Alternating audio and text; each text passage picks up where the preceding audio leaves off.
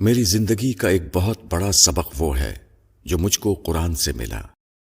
اسلام کے شروع کے زمانے میں جب مسلمان بہت تھوڑے تھے اور ان کے مخالفین ان کو بہت زیادہ ستاتے تھے، اس وقت ان کے ذہن میں یہ سوال تھا کہ مشکلات کے اس طوفان میں اپنا کام کس طرح کیا جائے۔ اس وقت قرآن میں ایک آیت اتری جس میں انہیں اس معاملے میں رہنمائی دی گئی، یعنی مشکل سے نہ گھبراؤ، کیونکہ مشکل کے ساتھ ہی اس دنیا میں آسانی بھی موجود ہے۔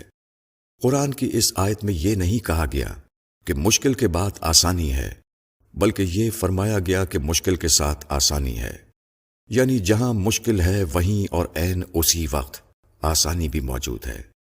اس کا مطلب یہ ہے کہ اس دنیا کو بنانے والے نے اس کو اس طرح بنایا ہے کہ یہاں پرابلم کے ساتھ اس کا حل بھی موجود ہے۔ جہاں پرابلم یا کٹھنائی ہو وہیں ایسے مواقع بھی موجود ہوں جن کو استعمال کر کے آدمی آگے بڑھ سکے۔ اس دنیا میں پرابلم اور حل دو ایسے جڑواں بھائی ہیں جو کبھی ایک دوسرے سے جدا نہیں ہوتے۔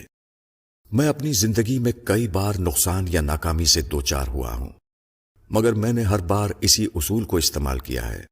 چنانچہ جب بھی میں نے غور کیا تو میں نے پایا کہ جہاں پرابلم پیدا ہوں وہیں اس کا حل بھی موجود تھا۔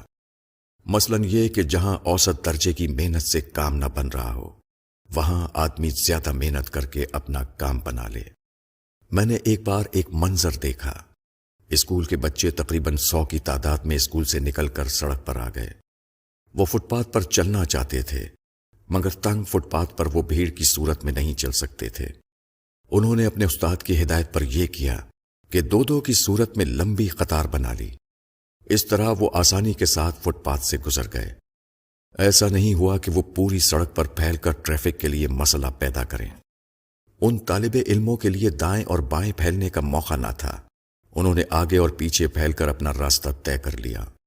اس واقعے کو دیکھ کر میں نے یہ سمجھا کہ مشکل میں آسانی ہونے کا مطلب کیا ہے۔ یہ ایک مثال ہے جو اس معاملے کو بہت خوبی کے ساتھ بتا رہی ہے۔ سڑک کے سفر کا یہ واقعہ زندگی کے دوسرے تمام معاملات میں رہنمائی دے رہا ہے۔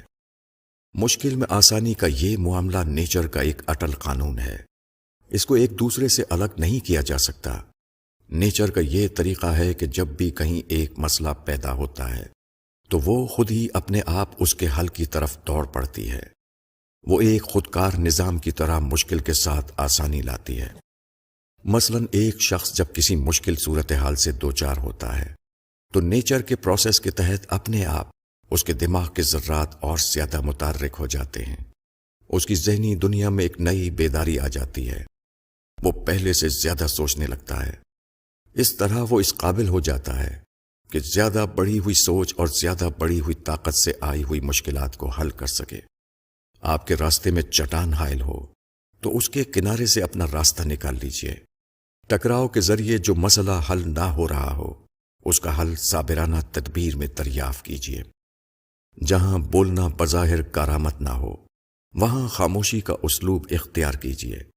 جو کام جسمانی طاقت کے ذریعے بنتا ہوا نظر نہ آئے وہاں عقل و دانش کی طاقت کو استعمال کیجیے۔ یہی موجودہ دنیا میں کامیاب زندگی کی تعمیر کا واحد اصول ہے۔